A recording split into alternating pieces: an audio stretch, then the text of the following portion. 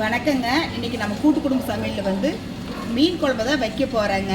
பாருங்கள், மீனுக்கு வந்து மசாலா போட்டு வச்சுருக்கிறேன் பாருங்கள். நான் வந்து இந்த மீன் வந்து வறுக்கிறது தான் மசாலா போட்டு வச்சேன். ஆனால் இப்போ வந்து நான் இது வந்து குழம்பு வைக்க போகிறேங்க. வாங்க அது எப்படி செய்யலான்னு பார்க்கலாம் வாங்க. இது வந்து பாறை மீனுக்கு வந்து நம்ம மரத்தில் பொரிச்சதுங்க. மீன், மாங்காய், வாழைக்காய் போட்டு தான் ஒரு புளி குழம்பு வைக்க போகிறேங்க. வாங்க அது எப்படி செய்யலான்னு பார்க்கலாம் வாங்க. பாருங்கள், சின்ன வெங்காயம் போடலிங்க அப்படி போடுறேன். இந்த பெரிய வெங்காயம் வந்து ஒன்று போட்டிருக்கிறேங்க. தக்காளி பழம் போட்டு இதே அரைச்சிக்கலாங்க. இதெல்லாம் போட்டு ஒரு பேஸ்ட் பதத்துக்கு வந்து அரைச்சி எடுத்துக்கலாங்க. வந்து நல்லெண்ணெய் ஊற்றிக்கலாங்க.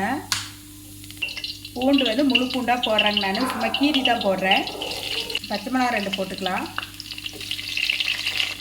ஒரு கொத்து கருவேப்பிலை போட்டுக்கலாங்க. அரைச்சி வச்சுருக்கிற தக்காளி வெங்காயம் பேஸ்ட்டு வந்து ஊற்றிக்கலாங்க. தேவையான உப்பு நான் கம்மியாக தான் போடுறேங்க. மீனில் உப்பு போட்டிருக்கிறேன். கொஞ்சம் மஞ்சத்தூள், கரைச்சி வச்சுருக்கிற புளி ஊற்றிக்கலாங்க. தட்டம் போட்டு மூடி வைக்கலாங்க. தட்டத்தை எடுத்து பார்த்துக்கலாங்க. வாழைக்காய் பாருங்க, நான் இந்த சைஸ்க்கு அரிஞ்சிருக்கிறேன். இதை போட்டுக்கலாம்.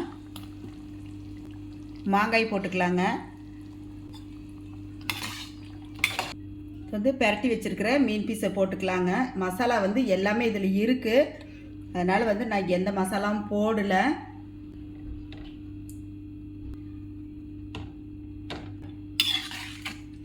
மல்லித்தலை வந்து ஒரு கொத்து போட்டுடலாங்க. இது வந்து ஒரு 10 நிமிஷம் கொதித்து வரட்டுங்க. தட்டத்தை எடுத்து பார்த்துக்கலாங்க. கருவேப்பிலை, மல்லித்தலை எல்லாம் மேலே பச்சை ஒன்று போடலாங்க. பச்சை மிளகா ஒன்று அப்படியே போட்டுக்கலாம். அவ்வளோதானுங்க. சூப்பராக நம்ம மீன், மாங்காய், வாழைக்காய் புளிக்குழம்பு வந்து சூப்பராக ரெடி ஆகிடுச்சு பாருங்கள். எவ்வளோ சூப்பராக இருக்குது பாருங்கள்.